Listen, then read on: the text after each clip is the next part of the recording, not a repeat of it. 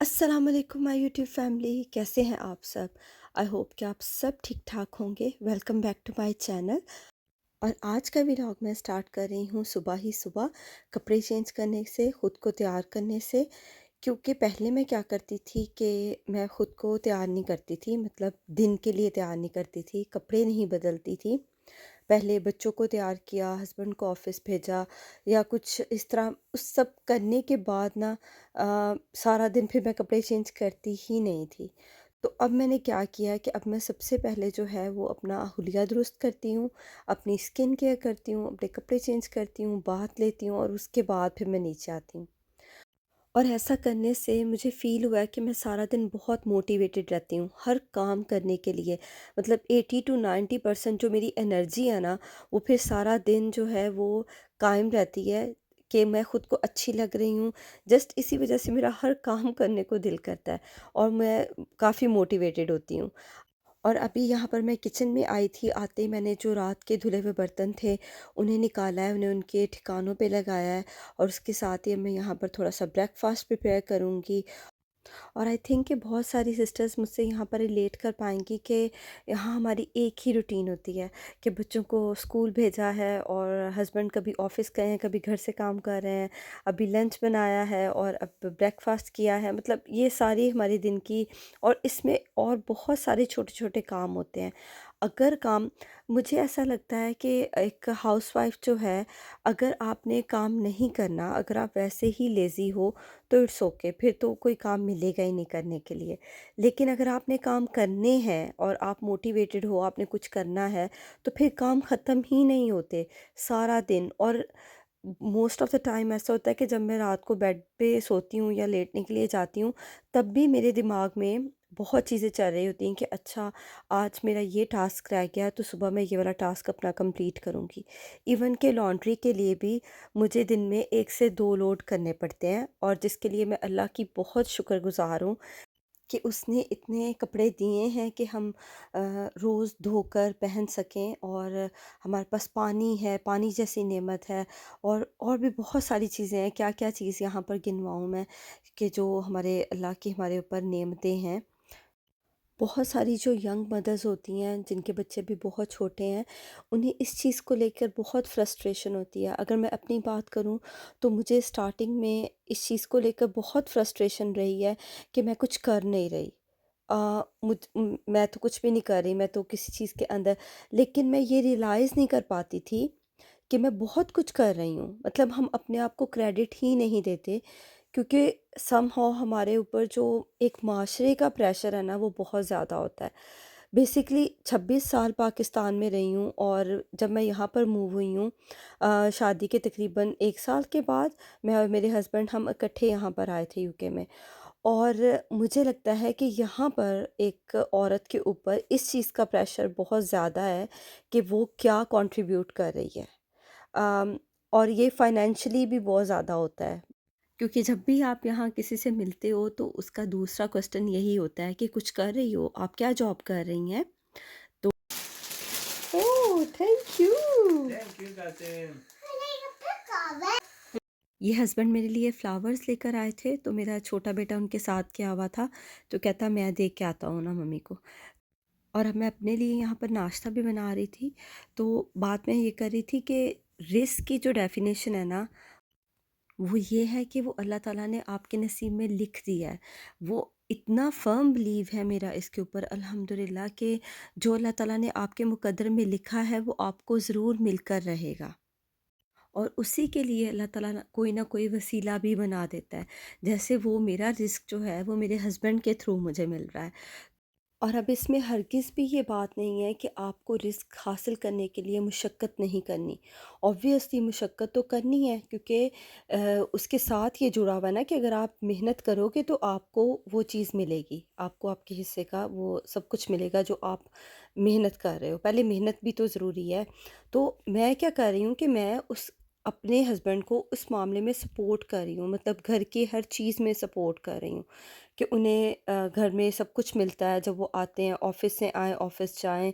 और इसी तरह ही दोनों म्यूचुअल एक अंडरस्टैंडिंग के साथ जो है वो चलता है। मैं अपने बच्चों को उनकी केयर करती हूँ, सारा दिन उन्हें लेके जाती हूँ स्कूल, लेके आती हूँ, उनका होमवर्क, उनकी हर चीज़, ईच एंड एवरीथिंग। और अभी तो वो लाइक अंडर 5 इयर्स जो बच्चे होते हैं, उनको आपको ज़्यादा देखभाल की ज़रूरत होती है।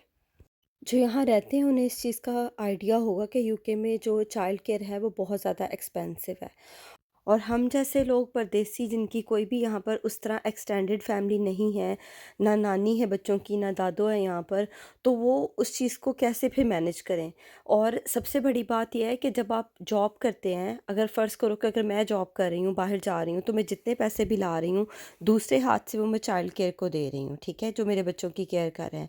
तो फिर इसमें फ़ायदा क्या है? फ़ायदा ये, मतलब ये तो नुकसान है ना कि आपका बच्चा एक तो किसी और के हाथ में पल रहा है। दूसरा ये कि आप उसका जो उसकी एक अफ़ेक्शन होनी है ना आपके साथ, वो जो एक उसकी बॉन्डिंग होनी है, उन इयर्स को आप मिस कर रहे हो। अब मैं यहाँ पर हरगिज़, मेरा कहने का मतलब ये नहीं है कि जो वर्किंग मदर्स हैं, वो मतलब गलत कर रही हैं। मैं हरगिज़ यहाँ पर ये नहीं कह रही। मैं ये कह रही हूँ कि हर कोई इतना, अब देखें कि अगर अल्हम्दुलिल्लाह मुझे ये प्रिविलेज है कि मैं घर बैठकर अपने बच्चों के साथ उनको टाइम दे सकती हूँ, उनके उस वक़्त को जो है वो अच्छा बना सकती हूँ, उनको उनके साथ अपनी बॉन्डिंग को स्ट्रॉन्ग कर सकती हूँ, तो ये एक बहुत बड़ी नेमत है मेरे लिए ना। तो हर किसी को ये नेमत भी मुयस्सर नहीं है ना। बहुत सारी माएँ हैं जिन्हें काम करना पड़ता है, उनके लिए ये मजबूरी है कि उन्होंने जाना है, उन्होंने करना है। और आज यहाँ मौसम काफ़ी अच्छा है, तो मैंने और हस्बैंड मिलकर गार्डन क्लीन किया है। और अब मैं किचन में आई थी लंच बनाने के लिए। और वो जो गर्मियों वाली दोपहर होती है ना, जिसमें दाल और चावल खाने का दिल होता है, आज वो दिल है। तो बस फिर मैं यहाँ पर थोड़ा मसर जो है वो साबित मसर ले रही हूँ, उनको भिगो दूँगी और साथ में मैं बनाऊँगी हल्के से तड़के वाले चावल। और ये कॉम्बिनेशन बहुत मज़े का लगता है दोपहर के टाइम ख़ास तौर पे। और ना, शादी से पहले मैं मसर नहीं खाती थी, क्योंकि बनते ही नहीं थे घर में, और मम्मा मसूर की दाल ज़्यादा बनाया करती थीं। और लेकिन जब मेरी शादी हो गई तो मेरे ससुराल में मसर जो हैं वो ज़्यादा बनते थे। तब से ऐसी आदत हुई है खाने की कि मैं यहाँ पर अक्सर ही बना लेती हूँ मसर चावल ना। और ख़ास तौर पे बड़े अच्छे लगते हैं दोपहर के टाइम, तो ये वैसे भी सैलड के साथ, और प्याज तो हमने साथ ज़रूर खाने होते हैं काट कर। और आज मुझे तीनों चीज़ों के लिए यहाँ पर प्याज चाहिए, तो मैं जल्दी से यहाँ पर फूड प्रोसेसर में ही प्याज को स्लाइस कर लूँगी। और इससे इतनी ज़्यादा टाइम सेविंग हो जाती है, वही काम कोई और बंदा निपटा ले जल्दी से, जितना ये प्याज काटने पे लगता है। और इतना ये बारीक सा काटता है ना, ये देखें इसने कितने अच्छे स्लाइसेस इसके बनाए हैं। कुकिंग जो है ना, उसका मुझे बहुत शौक़ है। और मुझे बहुत अच्छा लगता है कि मैं अपनी फैमिली को, अपने गेस्ट्स को, उनके लिए बहुत अच्छी-अच्छी चीज़ें बनाऊँ, सर्व करूँ। और ये शौक़ ना मुझे मेरी मामा से मिला है, और इसे करते हुए मैं कभी भी थकती नहीं हूँ।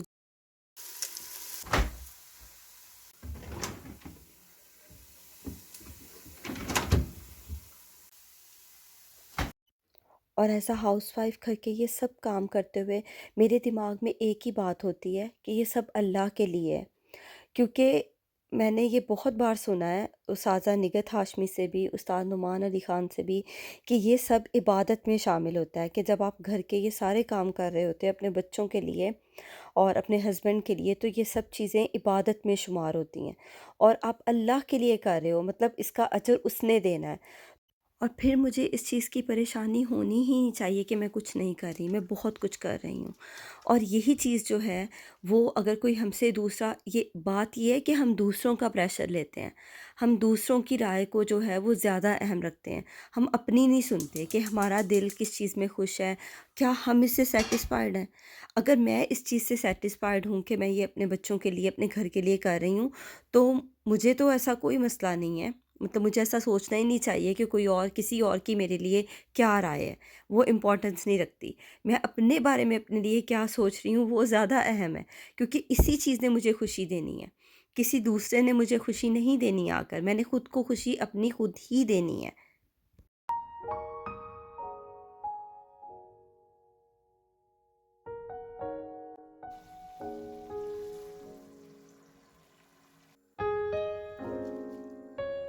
खुद को हर रोज़ मोटिवेट रखना भी कभी-कभी मेरे लिए बहुत मुश्किल हो जाता है। तो मैं उसमें फिर क्या करती हूँ कि मेरी यहाँ पर जो फ्रेंड्स हैं कभी वो मुझे कॉल कर देती है कि चलो आ जाओ हम टाउन सेंटर चलते हैं और वहाँ थोड़ी देर टाइम गुज़ार कर आते हैं। तो इसी तरह ही बस मैं फिर सैटरडे या संडे में से एक दिन अपनी फ्रेंड के साथ चली जाती हूँ कभी। हर सैटरडे संडे तो नहीं लेकिन किसी दिन चली जाती हूँ और फिर हस्बैंड बच्चों की पीछे से केयर कर लेते हैं, वो उनको सँभालते हैं। तो वो तकरीबन 3 से 4 घंटे मैं अपने लिए इस तरह लगा कर आती हूँ और बेशक हमने कुछ भी ना लेना हो, मोस्टली तो कुछ ना कुछ लेना ही होता है, लेकिन ना भी लेना हो तो एक-दूसरे की कंपनी और थोड़ा घूमना-फिरना, मिलकर थोड़ी-सी कॉफ़ी पीना, इसी से ही मूड बहुत अच्छा हो जाता है। और इस तरह के दोस्तों का होना भी बहुत ज़्यादा ज़रूरी है कि जो आपको थोड़ा-सा आप चिल आउट कर सकें, जिनके साथ आप थोड़ा वेंट करें अपने आप को, थोड़ा बाहर निकलें। अगेन अब यहाँ पर हमारी म्यूचुअल अंडरस्टैंडिंग आती है कि हम उसको किस तरह लेकर चलते हैं। अगर मैं बाहर गई हूँ तो हस्बैंड बच्चों को सँभाल लेंगे और मुझे पता है कि उन्होंने बहुत अच्छे से उन्हें खाना भी खिला देना है, उन्हें आराम से खेलना भी है, सब कुछ हो जाएगा। तो ये चीज़ें जो होती हैं ना, ये आपस में कम्युनिकेशन करने से आती हैं और इससे इससे क्या होता है कि अगर आपको थोड़ा-सा टाइम आउट मिलता है आपको और वेंट आउट के लिए टाइम मिलता है, तो फिर आप क्या होता है कि आप अगले पूरे वीक के लिए मोटिवेट हो जाते हो। और यही चीज़ मैं अपने हस्बैंड के लिए भी अप्लाई करती हूँ कि अगर मुझे थोड़ा इस तरह का टाइम चाहिए, मी टाइम चाहिए, तो इसी तरह मेरे हस्बैंड को भी चाहिए। ये दोनों तरफ काम करता है ये चीज़ जो है ना, तो ये बात हम बीवियों को भी सोचनी चाहिए और ये बात हस्बैंड्स को भी सोचनी चाहिए कि दोनों तरफ से किस तरह जो है वो ईज़ी होना चाहिए क्योंकि मियाँ-बीवी के रिलेशन में भी आपस में इन दोनों को स्पेस चाहिए होती है एक-दूसरे से। हर वक़्त जो है ना वो सर पे सवार नहीं रहा जा सकता आप किसी के, तो थोड़ा-सा एक-दूसरे को स्पेस देनी चाहिए और उससे क्या है कि उससे रिलेशनशिप भी जो है वो थोड़ा और हेल्दी होता है। और इसके साथ ही मेरे बच्चों ने जो है वो Yeah. मुझसे चावल खाने से इनकार कर दिया था, तो फिर मैंने उन्हें यहाँ पे पिज़्ज़ा बना कर दिया। आज का व्लॉग मेरा यहीं तक था। आई होप कि आपको अच्छा लगा होगा और अगर आप भी इन बातों से रिलेट करती हैं तो प्लीज़ मुझे कमेंट में ज़रूर बताइएगा और इसके साथ ही मिलते हैं किसी और व्लॉग में। उस तब तक के लिए अल्लाह हाफ़िज़।